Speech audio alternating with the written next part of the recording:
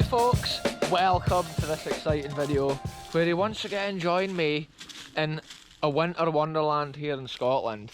And today I'm following this old track into this forest here. We're near Brechin, and one of the places we're away to visit today is an old World War II pillbox, but it's complete with like all the gun mounts and it's hardly seen. I've only been there once and it was like 2 years ago, so I'm keen to go back and see what's like left of the history, folks. I love adventures like this. I need to push on through some wild forest, and I need to try and get up to the far side of those trees in the distance. And this field kind of goes along at a right angle and along the back of the forest, and I need to somehow negotiate through here. And that's the kind of adventure that I absolutely love. This morning everything's frozen solid and the road's got like an inch of ice on it, and it's just like a glass bottle. The wee Honda was struggling for traction. But an interesting thing, this area here to my right, all the way, there's a big windmill. It maybe doesn't come out in the camera, but all the way the distance to that windmill, that used to be a training airfield for the RAF in World War II. So there's loads of cool little historical buildings and nuggets just hidden within the wild landscape all around here. And this pillbox is my favourite like piece of remaining history, and I'm always keen to go back to places like this. I love the adventure though, try to push through wild landscapes often, and I just hope that it's still like accessible and I can get inside it.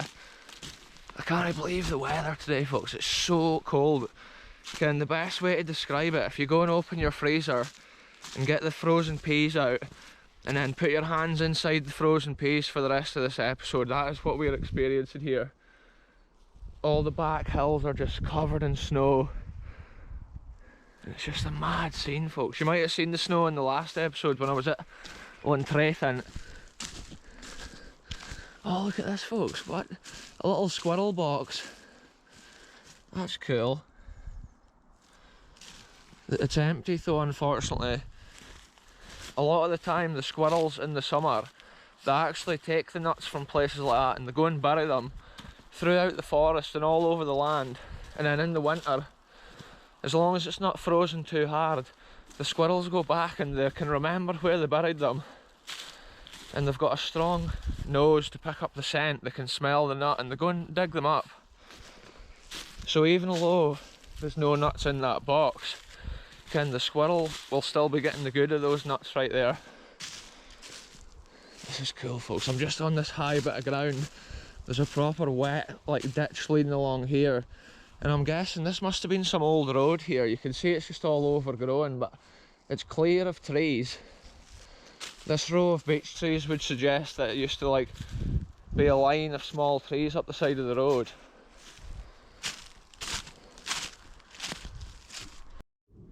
Look at that, folks. On that stick, right, that's a type of mould that I've never seen before.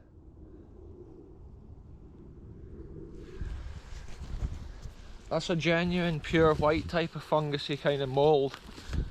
Look, we've got a wee burn here running down the side of the wood. I need to try and cross it. That's how I've worn the wellies once again for this adventure, folks. In case my foot slips into something like that. This is a total madness. Like, I can actually see some of the trees are white with like a coating of snow. I think that was why the road was so slippy this morning. There was a thin coating of like almost rain like snow, and it just froze as soon as it hit the ground. I'm still just following this track along, but look how overgrown it's become. We've now made it to the right angle at the corner of that field there. This is crazy, folks. I'm going to try and push through. I'll update you once I've found a route. I need to kind of get this general direction now over here. No way, folks. Look at that there for a winter tree fungus. That is absolutely insane. Just look at that vivid colour for a winter scene. It's rare. And I can't think of even seeing that before. I'm sure some of those looking like fungusy things, the ones that look like that, they're actually kind of mould or whatever rather than a mushroom, if you know what I mean. Look at that, it's coming out below the bark. You can see how the fungus just eats the wood. That is crazy, folks. Look at this, folks. This is our first evidence of history here. It could be airfield related. They might have had a little mast or something way out here, because there's loads of these bits. It might have been like guy ropes they had attached to that.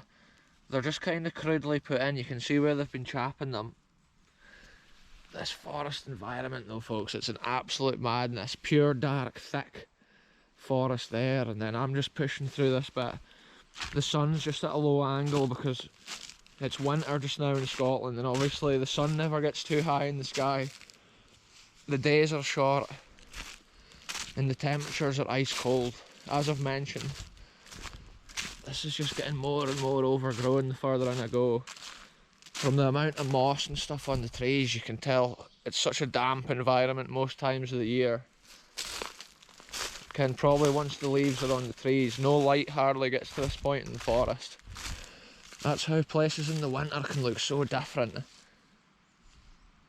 I can hear water running up ahead. This is crazy, folks. Check this out. This whole area here is flooded. It's almost like the burn is blocked. Oh, look at this.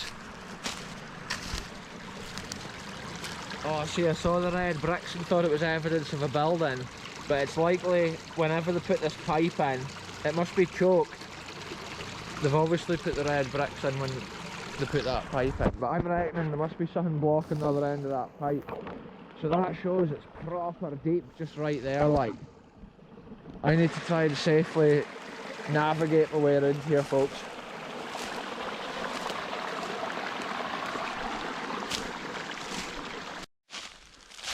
Look at this, folks, lying in the wood here. This could be part of an old World War II air raid shelter that's blowing here. I think years ago I did walk down this way. Here it's actually, I don't think it looks as old as World War II. Must just be part of somebody's shed that's blowing on in here. It's crazy to think of the history in this area, because all the way around here it was all part of the World War II airfield. And I still believe there's more history hidden potentially within this forest, but it's just so thick and dense, and then also parts of it's just been blown down with storms. It's like crazy trying to navigate. It's crazy trying to find the history to document.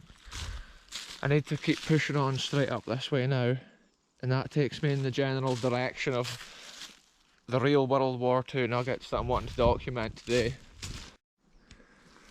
So I was just thinking about the size and the age of these beech trees, and these must have been here during the wartime period when the airfield was in operation, but I would say that these middle trees have probably been planted since for sure, because they're all pretty small. Even the ones in that dense thick bit of forest, they're just probably planted in the 60s or the 70s, I would say. And that's why it interests me that there could be more history hidden. You can imagine these roads would have been roads within the airfield. Wow, here we go, folks. I'm going to follow this general route up here. It's just actually an animal path, most likely carved by like deer.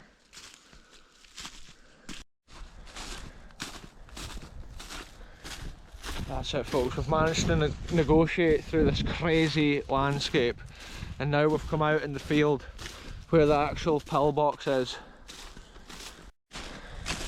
See this, folks, the waterway here has been redirected all the way under the ground from the other side of what would have been, this is the World War II airfield. We're right in the heart of it right now, and all this was likely to have been done back then.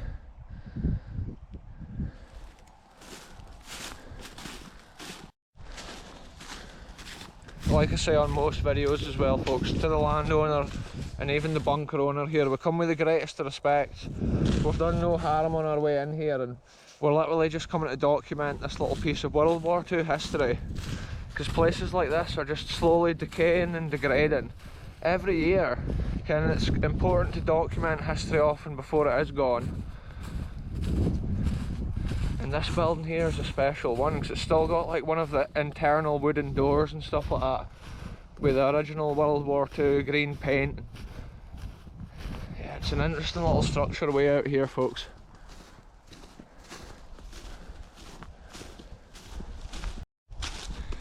This is so cool, folks. I love the character of this pillbox construction here. Because it was like a training airfield, I believe there would have been also training like how to defend an airfield as well from places like this. And just check it out, folks. You can see the shape of the cement there. That was designed to like ricochet bullets and stuff away from the bunkers. Wow, this is crazy, folks. Because the sun's at a poor angle, it's kind of shining awkwardly. Look at this. See, I'm not sure, like this has been shaped here so when they're shooting out of the shooting hole, this doesn't actually obstruct their view. But also this is here to divert any blasts away from the main door of the bunker, which is actually way down in there. It's quite far. I believe it may have had like a blast door on the outside with obviously the little internal door. And that's why this whole section here is built on. It's almost like a small lobby into the main door. But look at this like thickness of the roof on this bunker. It is a crazy scene, folks. Let's head in through this little hole here. It's an absolute madness once again.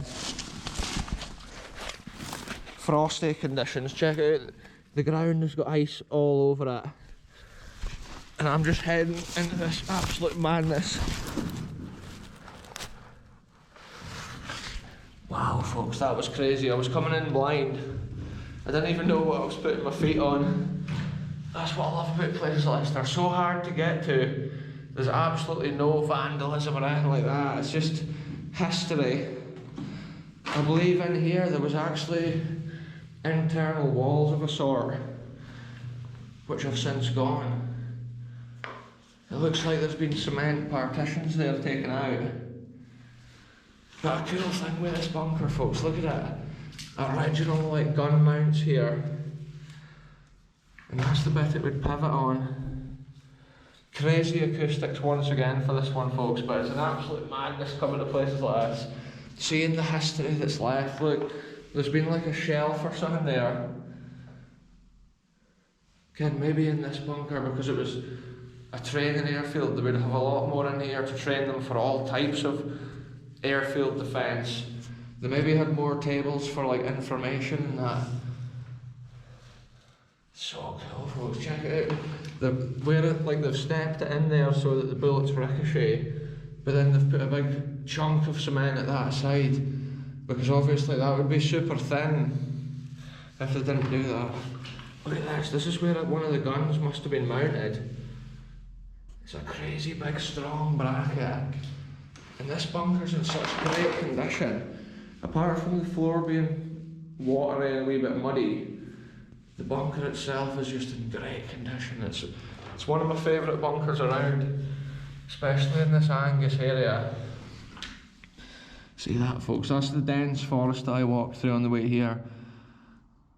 And that's another reason I believe the forest wasn't there when the wartime operations were going on, because they've got the lookouts obviously looking towards that area.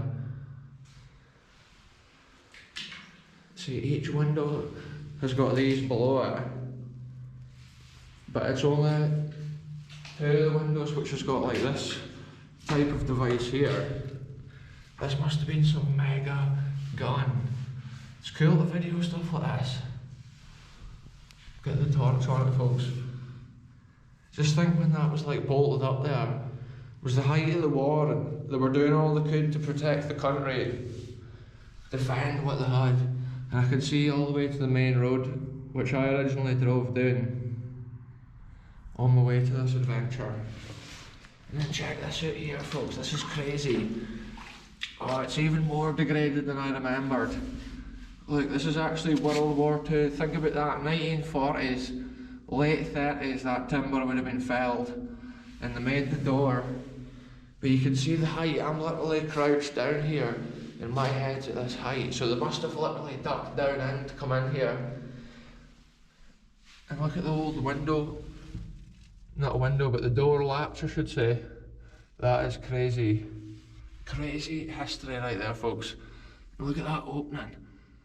The reason it was a small opening is obviously so the blast didn't come in and like affect too much stuff. That's the same reason that the internal walls would have been like that. to give the roof strength, but also to deflect any bullets and do minimal damage.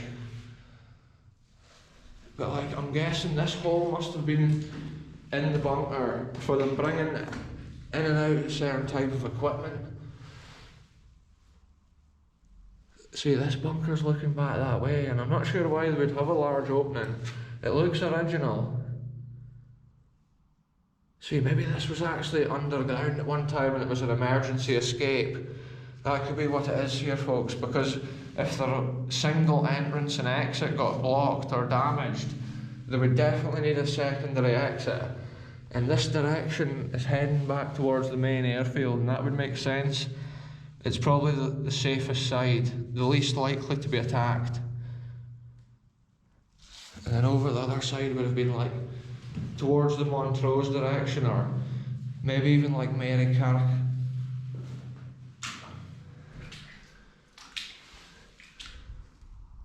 Yeah, it's mad looking out. The ground and stuff must have raised up since that time. And obviously all those trees.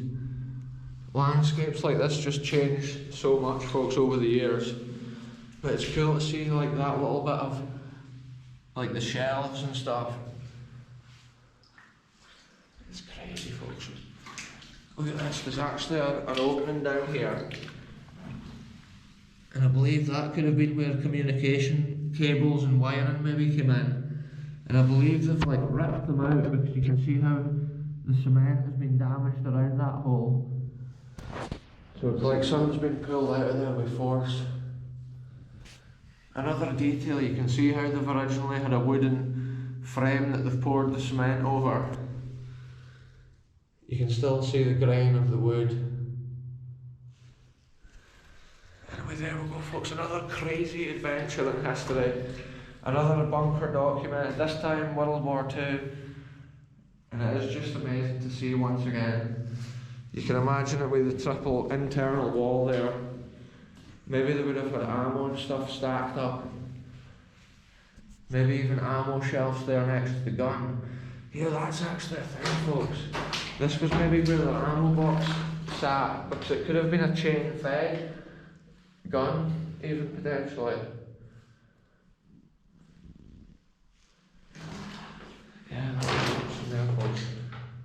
Somebody once suggested that there may have been Lewis guns on this site, but we're not sure about that. There, you can see where the shuttering's been so high and then they've poured it, which would make me think that would have been ground height kind of back then. They've done it in two separate pours for the walls. Anyway, folks, this has been an absolute madness. Let's head out this hole that we came in. History at its finest. I need to try and get my knee. I can't even pull myself out of here. Yeah, real history of Scotland, folks. World War II. Obviously the acoustics inside a place like that, it's just echoing. Crazy. I just love seeing it. And on a day like today, it's good to get out and get the blood flowing on an adventure. Yeah, look, this is the back shooting position here.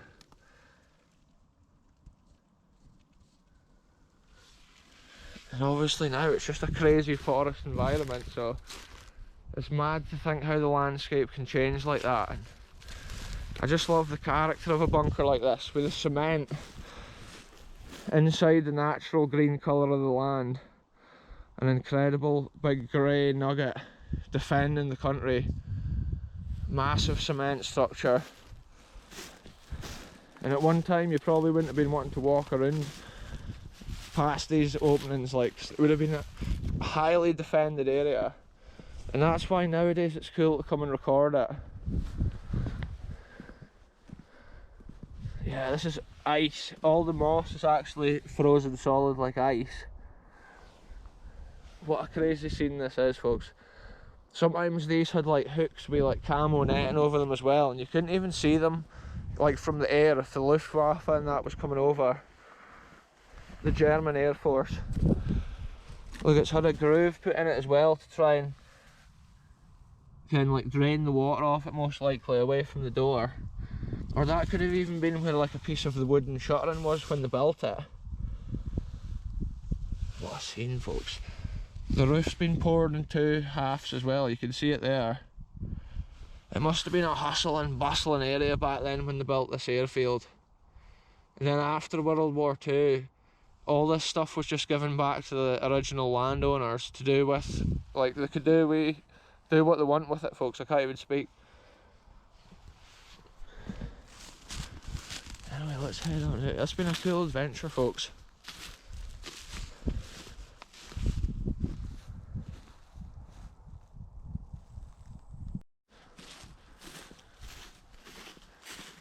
It's crazy to see more like World War II history and the things that were done back then, the things that they built.